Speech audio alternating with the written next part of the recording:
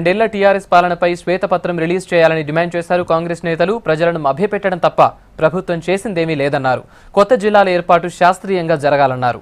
ప్రజల దృష్టిని మరల్చడానికి ప్రభుత్వం ఎప్పుడూ ఏదో ఒక అంశాన్ని తెర మీదకు తీసుకొస్తోందని ఆరోపించారు. కరువును ఎదుర్కోవటంలో ప్రభుత్వం ఫెయిల్ అయిందన్నారు నేతలు.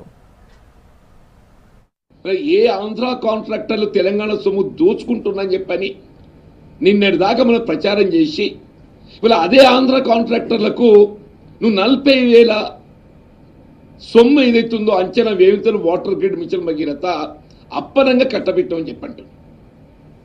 సరే, ఇప్పుడు మేము అవినీతి అంటే నీ దగ్గర ఏం ఆధారం ఉందని చెప్పంటాం నాయన. సరే, ఏం ఆధారం ఉందో లేదో అది కూడా బయట పెడతాం.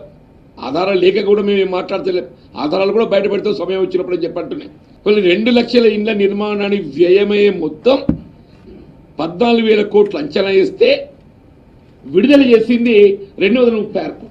నువ్వు బడ్జెట్ అలొకేషన్ లేకుండా జీరో బడ్జెట్ అలొకేషన్ తోని ప్రజానీకాన్ని నువ్వు మభ్యపెడుతున్నావు చెప్పండి.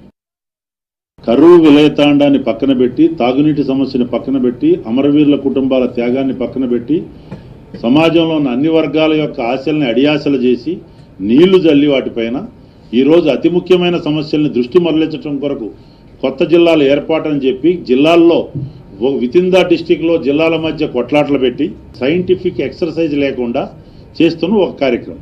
కాబట్టి progress report with white paper మేము డిమాండ్ చేస్తుంది సిఎల్పి తరఫున, కాంగ్రెస్ పార్టీ తరఫున.